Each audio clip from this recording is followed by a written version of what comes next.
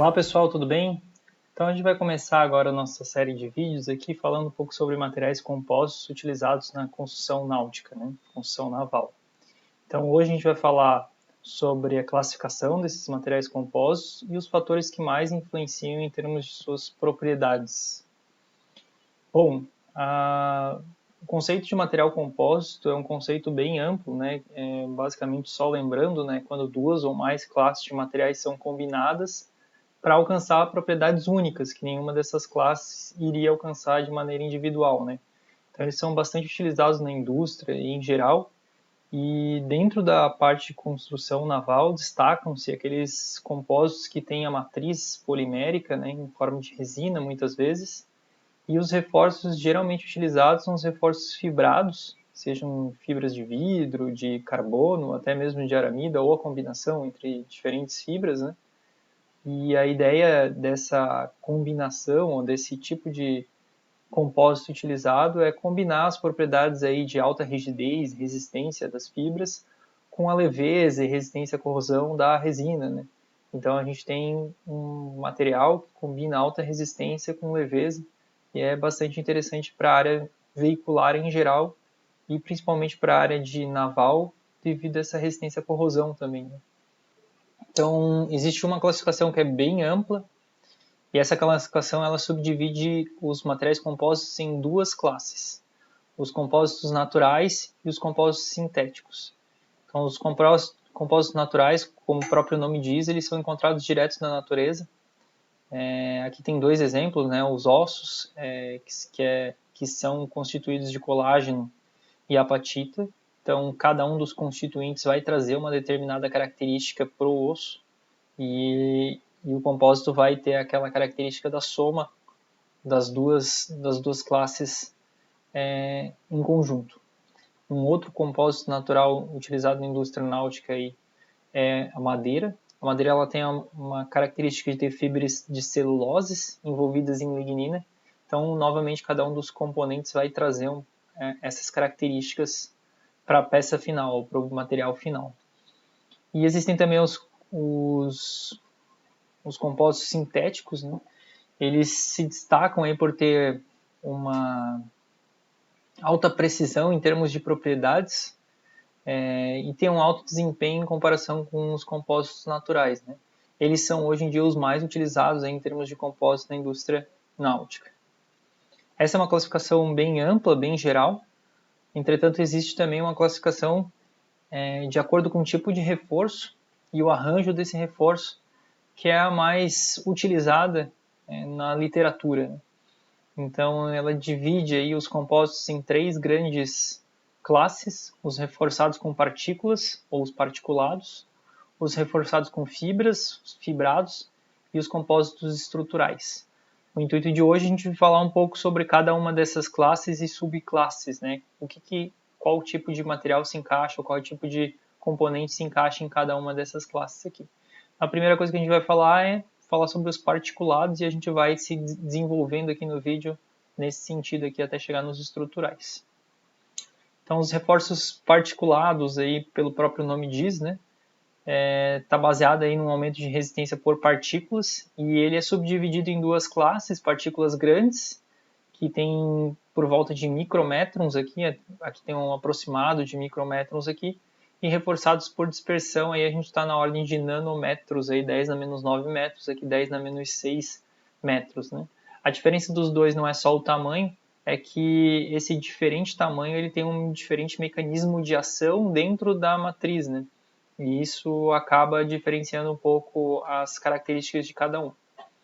Então, falando um pouco sobre esses reforçados por dispersão, então a gente está numa escala aí, como eu falei, nanométrica, E nessa escala a gente está próximo da distância entre átomos dentro do material.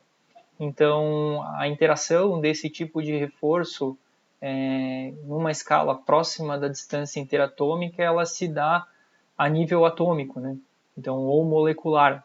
Essas partículas que são adicionadas, elas em pequenas quantidades podem ter um reflexo muito grande em termos de propriedades, porque elas têm uma grande área superficial em comparação com a sua massa, Então, pequenas adições ali desses caras dentro da nossa matriz acaba tendo um efeito bem significativo e por isso que é bem um aspecto bem interessante aí para o mercado em geral. Dentre dessas pequenas partículas, né, se destacam os nanomateriais aí, o grafeno, vem se falando muito nos últimos anos, nanopartículas de silício, nanotubos de carbono. Inclusive, a gente tem alguns estudos aqui na UFSC envolvendo a dispersão de nanotubos de carbono em resinas. E as propriedades que esses caras podem trazer, elas não se resumem unicamente às propriedades mecânicas. Eles podem trazer também outras propriedades, desde facilitar o processamento até atingir determinado desempenho para uma propriedade específica, né? O grande desafio quando se trabalha com nanocompósitos, materiais em uma escala nano, é que como eles têm uma área superficial muito grande, ele tende a diminuir essa área superficial se aglomerando, né? Então esses pós aí, eles se aglomeram com muita facilidade e essa aglomeração acaba perdendo as características nano do material, né? Então eles são materiais que são de difícil processamento e homogeneização.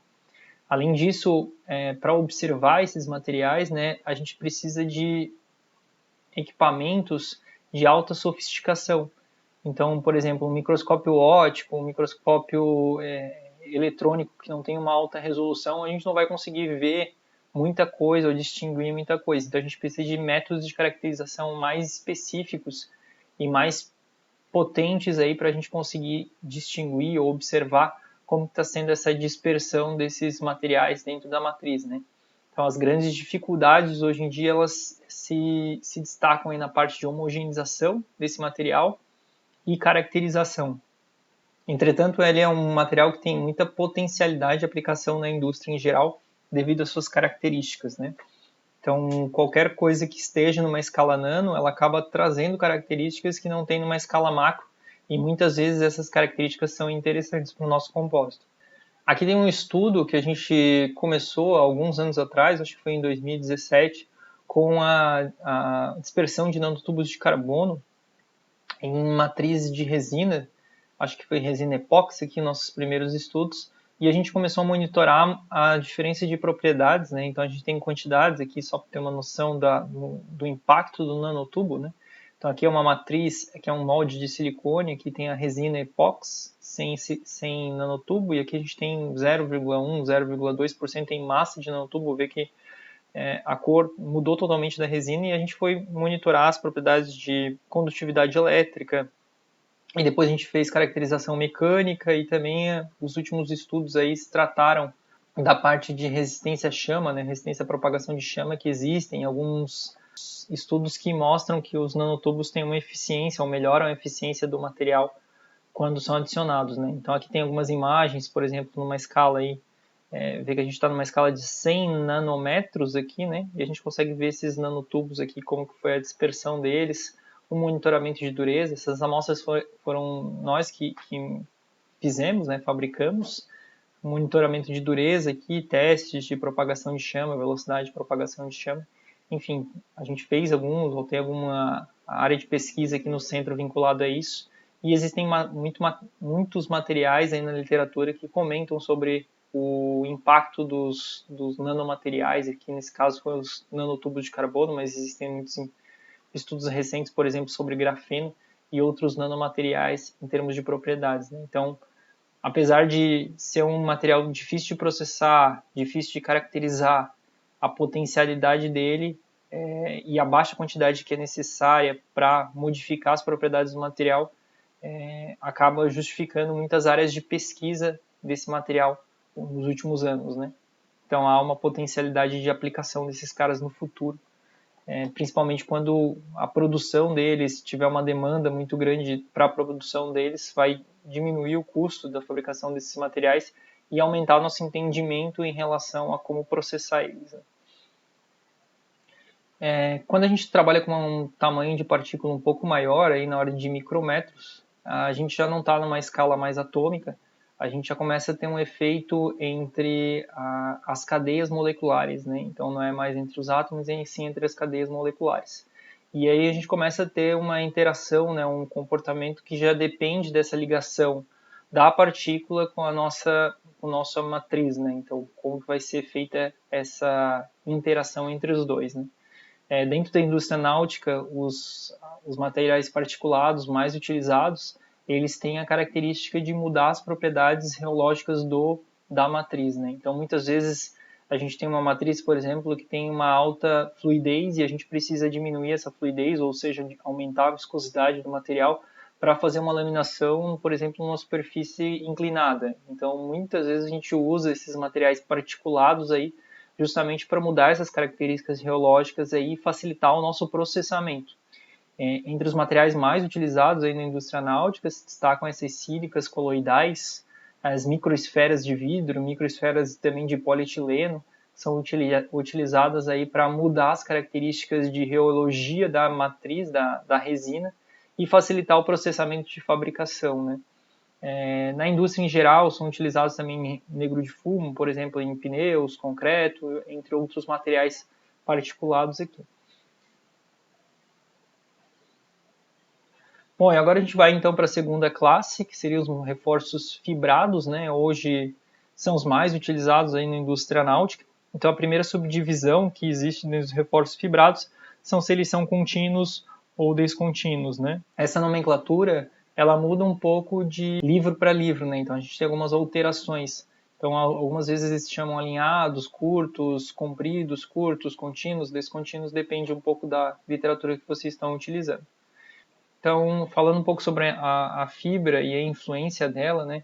Então, o que acontece? A fibra é o material que vai dar o reforço para a nossa matriz e a extensão ou o comprimento dessa fibra vai ser aquele que vai ser responsável para conseguir suportar todas as cargas mecânicas que esse material foi submetido, né? Que o compósito foi submetido, né? Durante toda a extensão, né? Se a gente submeter o material, uma carga durante toda a extensão aqui da fibra, a gente vê que as cargas submetidas à matriz são passadas para a fibra, exceto na ponta da fibra que a gente vai começar a ter uma diminuição dessa tensão passada para a fibra, né? Então existe uma relação que a gente consegue subdividir então quando uma fibra ela é considerada contínua e descontínua, né? Qual que é o comprimento que a gente assume para dizer que ela é contínua e descontínua. Então essa relação aqui é a relação do comprimento crítico, ele é igual à tensão na fibra, né, resistência na fibra, que é a resistência que a fibra consegue suportar, vezes o diâmetro dessa fibra, dividido por 2 vezes a tensão ou a resistência ao cisalhamento da interface entre fibra e matriz. Aqui tem um esqueminha mostrando um pouco como que é essa distribuição da tensão em relação ao comprimento da fibra, né? Então vamos supor que a gente tem uma fibra com um comprimento, o L aqui é igual ao LC, né? O comprimento crítico, situação A aqui, né? O que significa isso, né? Então a matriz ela vai ter uma tensão que ela vai suportar menor do que a fibra e aqui seria a tensão que a fibra intrinsecamente deveria resistir dependendo do material que ela é feita, né? Então, na ponta da fibra, a gente tem as tensões sendo submetidas na matriz para a fibra, né? Vai chegar exatamente no meio da fibra, que seria o comprimento crítico sobre 2, a gente tem a máxima tensão que a fibra consegue suportar no meio dela e depois começa a cair novamente devido à outra ponta da fibra. Quando a gente tem uma fibra com um comprimento maior do que o comprimento crítico, somente essas duas laterais aqui não vão conseguir explorar todas as propriedades da fibra em si.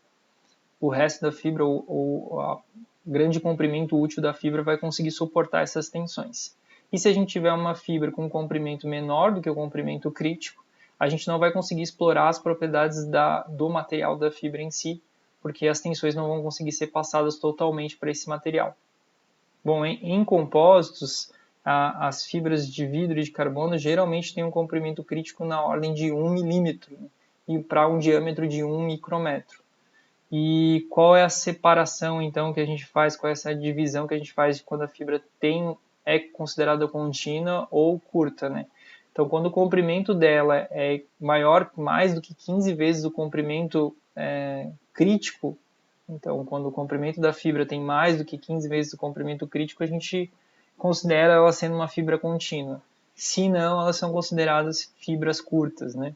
E se a gente tiver um comprimento da fibra muito menor do que o comprimento crítico, a gente praticamente tem um material particulado, né? Então, voltando aqui, se a gente tiver, por exemplo, uma fibra muito mais curta que isso, a gente vai ter um comportamento basicamente um material particulado.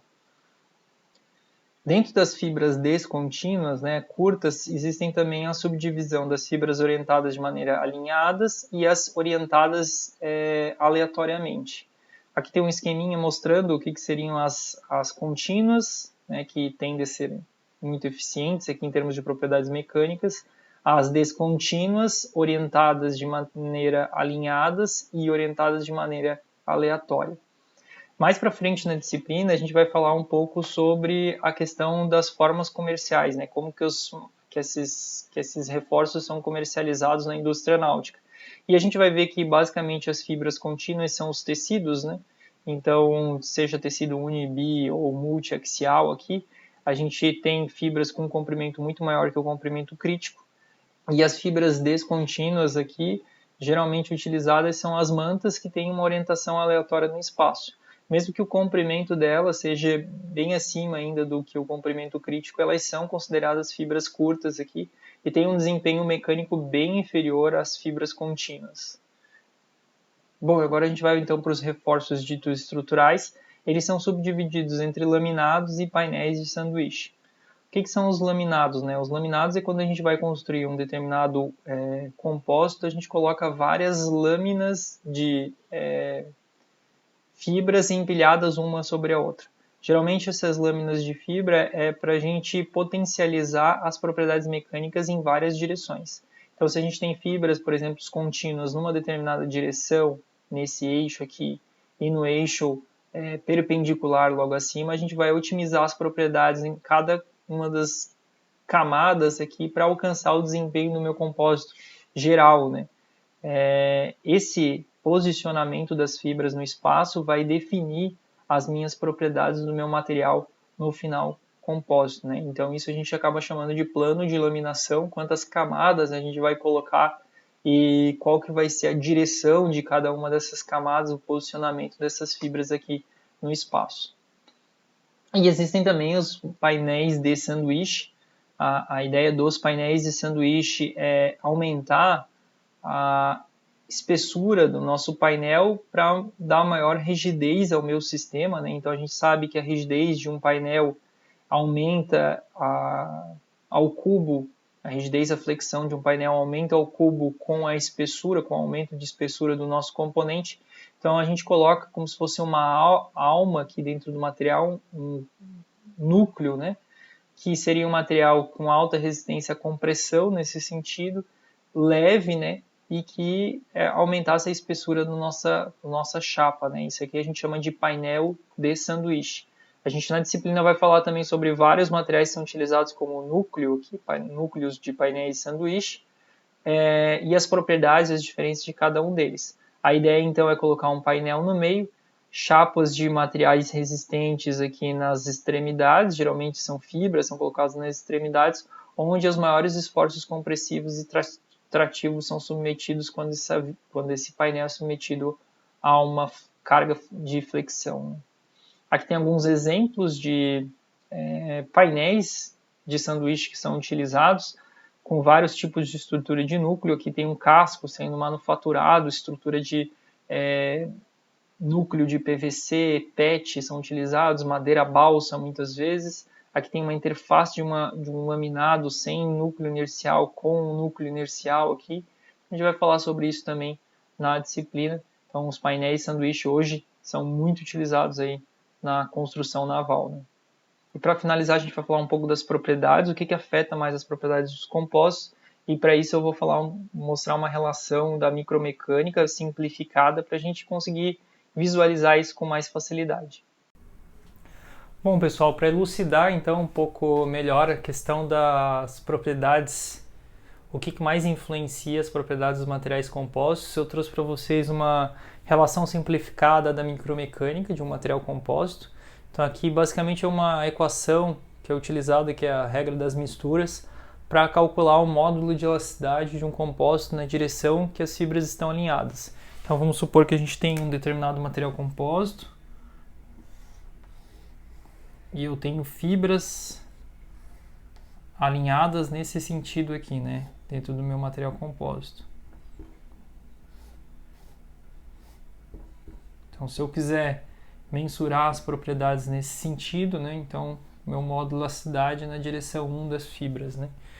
E o que é mais interessante é conseguir ver bem o que está afetando esse módulo elasticidade, né. Então, o primeiro ponto que afeta é a propriedade do meu material constituinte. Então, esse aqui é o meu módulo da fibra, né? Então, qual fibra eu vou escolher aqui para fabricar o meu compósito. E aqui eu tenho o meu módulo da minha resina.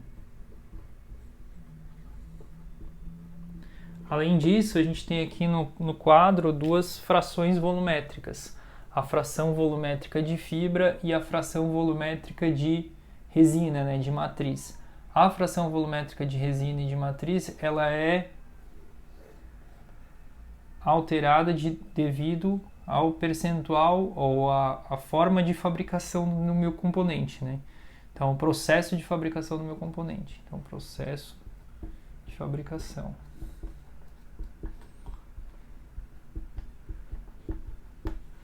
E aqui a gente tem dois fatores aqui, o fator lambda e o fator beta. O fator beta tem a ver com porosidade ou eventuais defeitos aqui no meu compósito, devido ao processo de fabricação. O fator lambda tem a ver também com direcionamento e comprimento das fibras, né?